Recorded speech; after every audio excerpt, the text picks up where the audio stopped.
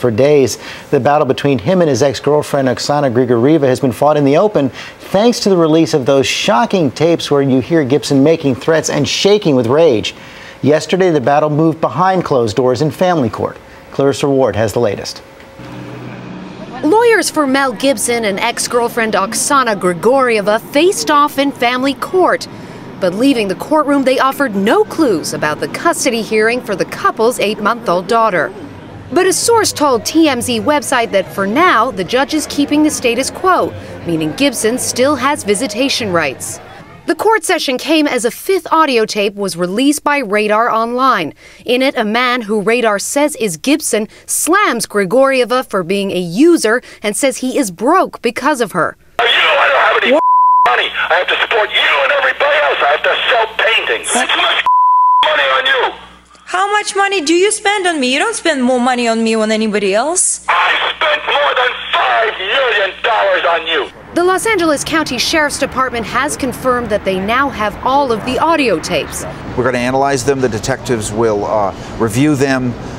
There'll be forensic scientists as well as investigators that'll look at it. They are moving forward with investigations into possible domestic abuse and child endangerment. Are you trying to talk to Mel Gibson as well? Of course, in any investigation, law enforcement wants to speak to a person that the claims are being made against. Meanwhile, the Associated Press is reporting that Robin Gibson, Mel's soon-to-be ex-wife, has written a sworn declaration saying that Gibson never physically abused her or their children during 28 years of marriage.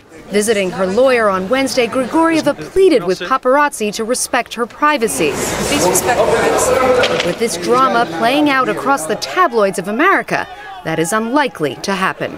For Good Morning America, Clarissa Ward, ABC News, Los Angeles. And for more on this, we're now joined by family therapist Terry Real and attorney Neil Hirsch, who's worked on many celebrity divorce and custody cases, both from Los Angeles this morning. Thanks for getting up early to both of you. And Neil, let me begin with you. Were you surprised that the court kept the custody agreement in place for now?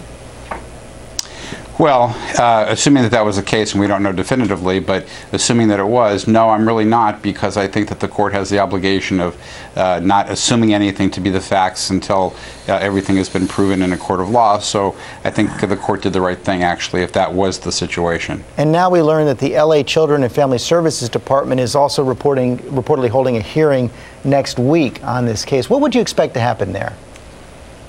Well, anytime there's this kind of these kind of allegations of potential child abuse, the Department of Children's Services is going to get involved. They're going to question him, and they're going to try to see if whether any of these facts are true. It's a different situation in the Department of Children's Services. If they make a prima facie finding that some sort of abuse has taken place, they can actually take steps to take the child while an investigation is going on. So it's a different standard, and I think it poses another hurdle for Mel Gibson and his in his custody situation. So this could be a very different situation next week, and of course one day it's possible that these tapes are going to be played in a court. That, I would imagine, would just be devastating. Well, yeah, as we all listen to them as just lay people, they're pretty significant and they're pretty shocking. The question is whether or not they were doctored, whether or not they were legally obtained. All of those things are legal issues. But just listening to the tapes and assuming that they're accurate, you know, it's the old story: a picture's worth 1,000 words, and these tapes are pretty poignant pictures of someone's personality and rage. And Terry, you listen to those tapes, and it's hard to imagine how someone with that kind of anger could be a good parent, or that a court would make that judgment. Well, by definition, if there are children in the house while this kind of yelling and screaming and rage is going on, that's not good for the child. So by definition, even if Mel Gibson never treated a child like that, he's still not a good parent. Yeah, there's something called witness abuse. Yes. I feel so strongly about this, George, that when I see couples do this, if there's a child in the house, I tell them they have to physically separate if they can't stop. Children have no boundaries. They have no psychological boundaries. They're not supposed to. And when you debrief somebody from that kind of trauma, it doesn't matter if, for example, a father hits a mother or a father hits the child directly. It goes into the psychology of the child as if it were happening to them. And what we learned, another report, is that this did not happen only in front of Oksana's baby, but also her 12-year-old boy from a previous marriage. Mm-hmm. Yeah, she does claim that. And California has a Go ahead, Neil. I'm just going to say California has a statute that says if there's any kind of domestic violence, there's a presumption that custody to the perpetrator of the violence is against the best interest of the child and shouldn't occur. So, you know, if these facts are determined to be true, he has a very serious uphill battle in connection with the custody case. And Terry, a personal battle as well. What kind of treatment is available for people who have the kind of anger issues demonstrated on these tapes? Well, there are domestic violence treatment programs, there are anger management programs. Often a little bit of medication can help somebody like this, but you have to take this very, very seriously. A lot of these guys feel like big victims, they feel entitled to lash out.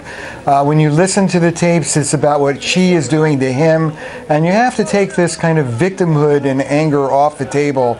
At the end of the day, it's a decision that each of these men has to make. And Neil, we also saw reported yesterday that Mel Gibson's soon-to-be ex-wife, married to him for 28 years, they have 7 children, made a statement where she said that she never saw any kind of abuse from Mel Gibson. How much of a difference could that make in the eyes of a court? Well, I think the fact that it's there is his attempt to try to show that he's not a bad guy. But again, you know, it's like killing your parents and saying, you have mercy on me, I'm an orphan. The fact that he didn't do anything to this to Robin doesn't mean that the allegations in connection with this situation are not true. And in fact, if the tapes are accurate, you know, I think he's in very, very difficult situation in spite of the declaration from his former spouse. Okay, Neil Hirsch, Terry Real, thank you both very much. Thank you. Pleasure. We want to know what you think of all this. Go to abcnews.com/GMA and weigh in on our shout-out board.